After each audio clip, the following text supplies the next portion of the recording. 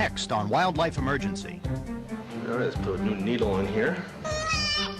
An abandoned fawn must be saved. So practically the tail is off. It's just holding from two nerves. An operation on a squirrel. And a great horned owl finds a new mother. She acts like a great horned owl, and that shows the babies what a great horned owl is supposed to act like. Take them on into radiology. We've got a problem here. Right. We have the opportunity to give these animals a second chance. But he's a little one. He's a very small one. Nice, strong heartbeat. He's very handsome. Wildlife, humans are a big part of the problem, and I just want to try to be part of the solution. You need to turn her up a lot more. You not only need to read the mind of your coworkers, you need to read the mind of your patient. 5 minutes to go before we hit 3 hours. To save a wild animal's life and get it back into the wild, that's what it's all about.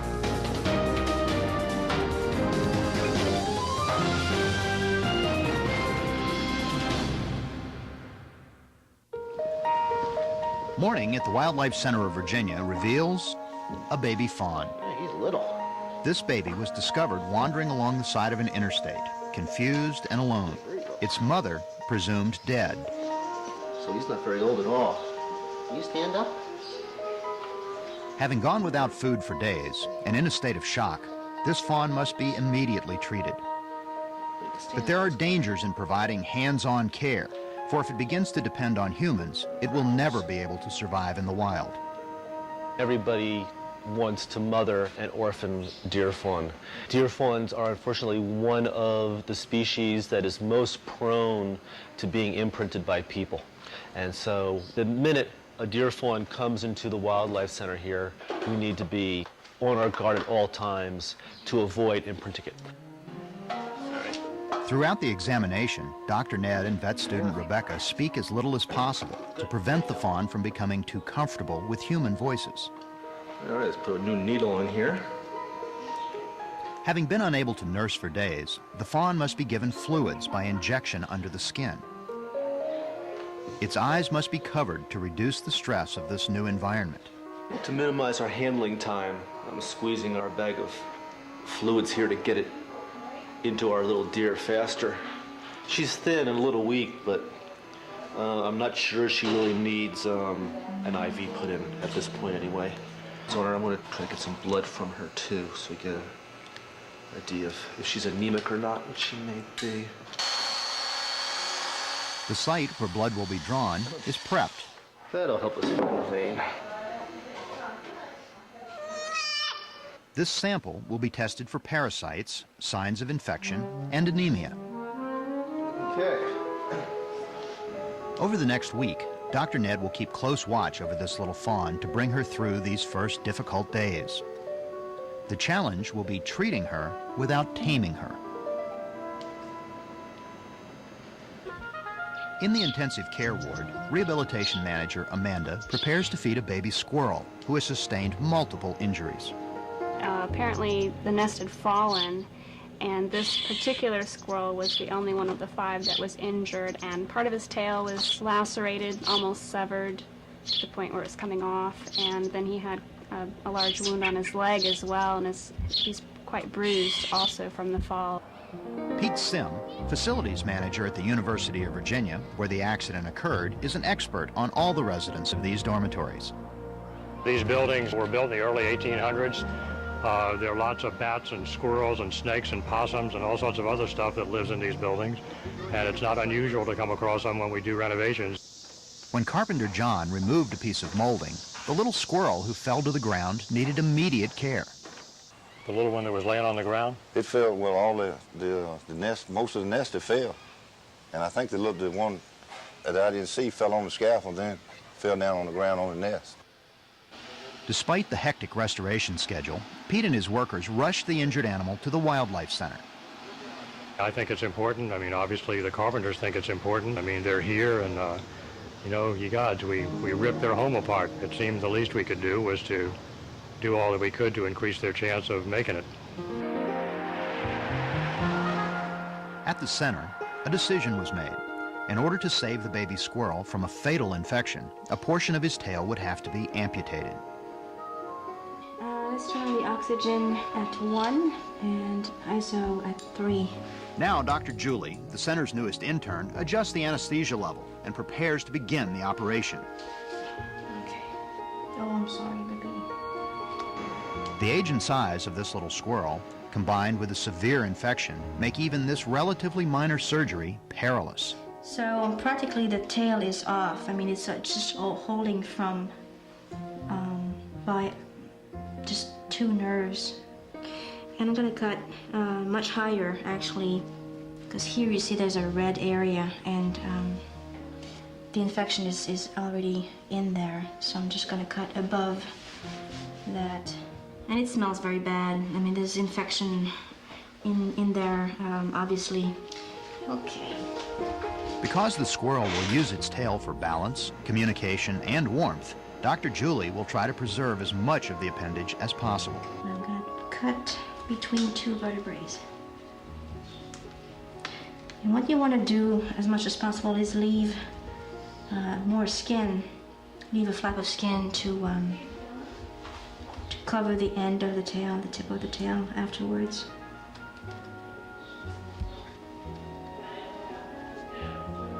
Okay. Once the tail has been cut, silver nitrate sticks must immediately be used to seal off the wound. Can you go get me some surgical glue, please? The smaller the animal is, the less blood you want to lose.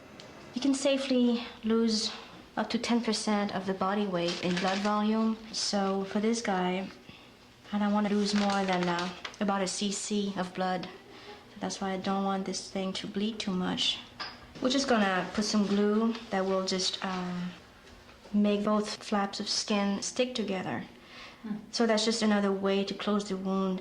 I could have put a stitch, but it would just take too long, and I just want to reduce the time of anesthesia. Looks good to me. Okay, let's wake him up. The infection is gone. I just took it off. I'm sure it's gonna nicely heal. The only concern that I have now is just the leg, since it got worse from yesterday. So I just hope that the antibiotics will be enough to control that. And the other thing is that I'm not sure how well it will do with this shortened tail. The tail is their tail. They use it for balance, and I'm not sure how much that will affect his balance once, when it be released and be able to climb in the trees and everything. Okay, I think we'll put him in. We'll put him back in the incubator with his little buddies. Okay. And he'll feel more secure. The operation has concluded successfully, but the trauma this little squirrel has encountered in its first weeks of life may overwhelm it. Outside the center, this ordinary pickup, driven by rescuer Colleen Ballard, serves as an ambulance for a baby owl. So what's the story on him, Colleen? He fell out of the nest Monday. He knows he's a go home. Oh, yes. It was a great horned owl that had been sitting at the edge of his nest trying to stretch his wings when a huge gust of wind came by, and his wings acted like a sail and blew him out of the nest, and he landed in somebody's azalea bush in front of their house. Dr. Tracy and veterinary technician Sarah performed the initial exam. I was just palpating for fractures, any soft tissue wounds, damaged feathers, that sort of thing. Just to make sure that everything is okay, that he didn't, when he fell out of the nest, that he didn't fracture anything. You thought you could. Though apparently unharmed, the little owl, estimated to be 1 to 2 weeks old, will not be able to go home. His nest was between 60 and 80 feet off the ground, and no one had a ladder that was high enough to get him back up. And he's not quite big enough to fly yet. Okay, got it. Just take a little bit of blood, and we'll do a complete blood count on him. Because the owl will be staying at the center until he can be released, a complete profile on the patient must be assembled. We want to check, make sure he's not anemic, make sure that he doesn't have any infections that he's not showing signs of. He just wants to bite me so badly. 1.06. He may act brave, but the owlet's early separation from his parents could impair normal development. It is crucial at this stage to provide some help that Sarah and Dr. Tracy cannot provide. So they place him under the care of a mature great horned owl called Big Mama. Gotta have this. But first, a final treatment must be provided. You've got parasites. You need this. Okay, there we go. Go ahead and set him down sort of next to the group, not really with them. And now, an important introduction to a member of its own species can be made. We put him in with Big Mama for the first day or two to make sure that he was eating, and she did as she always has. She immediately sort of went in and sat on him and protected him. Though she has lost her wing and can never be released, Big Mama is an excellent teacher. She acts like a great horned owl, and that shows the babies what a great horned owl is supposed to act like, and therefore they begin to act like a great horned owl. And as they grow up, then they will learn to realize that they are great horned owls, and they'll recognize their own species when it comes time to breed and mate and that sort of thing. With Big Mama's help, the baby will learn what being an owl is all about. If he learns his lessons well, he may yet be able to put them into practice in the wild.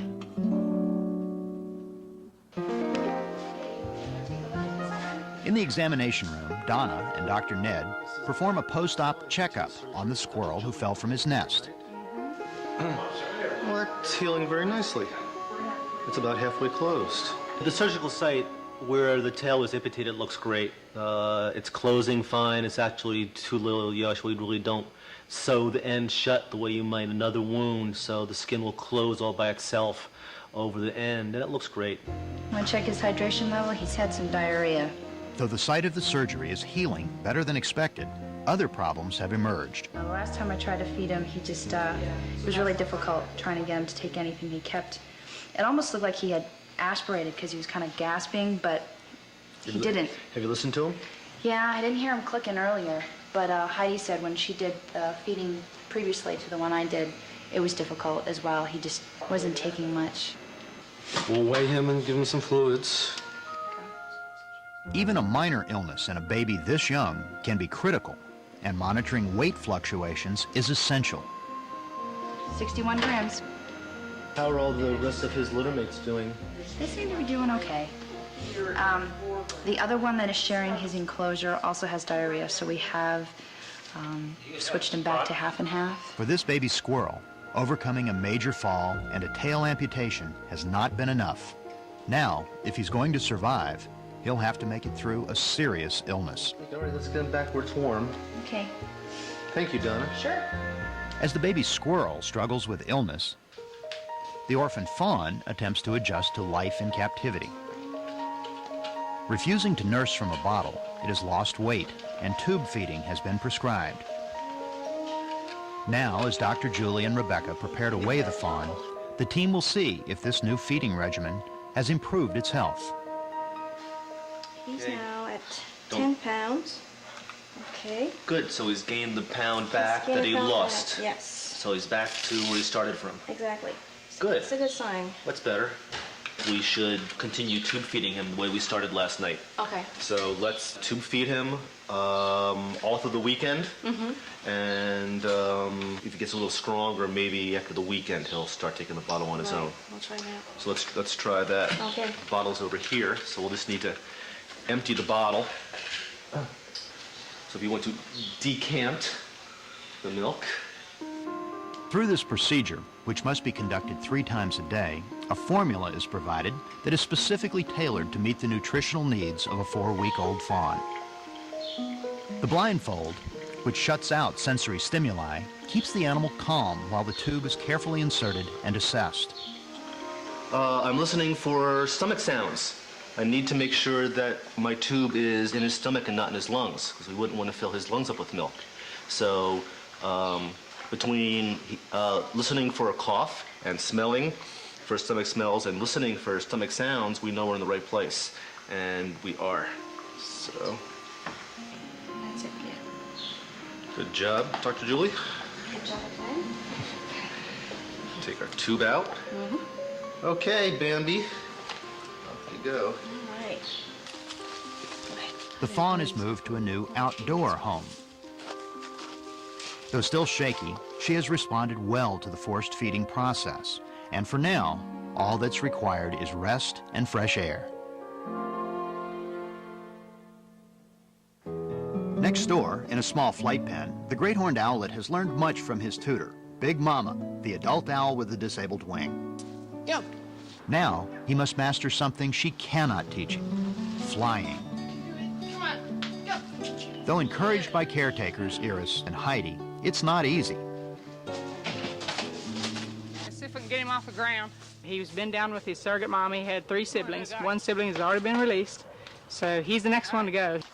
While still struggling with the mechanics of flying, the owlet has excelled in what the center calls mouse school. What mouse school is it's a large tub, and we put 3 mice in, and they have food and cover so that they can get under like leaves or whatever to hide from it. And he's proved to us he can kill, so that's the key thing. And he's able to eat and kill on his own, and that was the only thing he needed to do yet besides getting up his endurance, and so he's doing real good.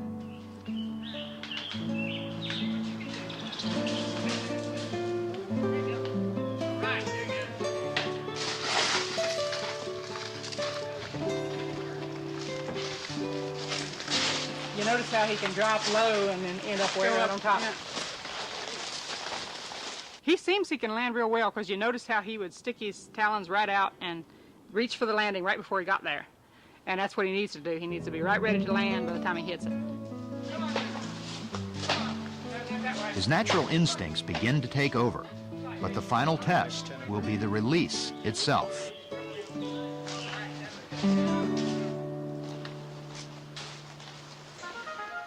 The baby squirrel, whose tail was shortened, and who then had become very sick, has recovered completely. Last time I looked at this tail, it looked just great, and it still looks great, and he's growing hair. Oh, yeah. It's gonna be a little on the stubby side, He's a small grower. but He's small. They say he's a really good eater, though. Yeah. He seems to be able to move the tail fine. Yeah. What's left of it. Over the next 7 weeks, the staff will make sure that the squirrel can adapt to his new condition. I think his balance will be fine because he was so young when this happened. He'll adapt to being able to climb with the short tail. I was a little more worried about his thermoregulation because they'll hold him up over their backs to keep warm some. But I think he has enough that if he's given a good, safe place to live, he should be fine. The baby squirrel has thrived. After a little more time indoors, he'll be moved to an outside cage and then released. Back to your brothers. Both of us corner him, and then I'll go in and make a snap. Caretakers Heidi and Iris prepare to collect the little great horned owl, who they now feel can make it on his own. Eager now to elude humans, he tries to stay away from his teacher.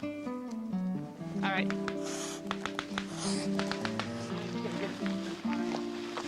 Now the rehabilitation team takes the owl to the site chosen for the release.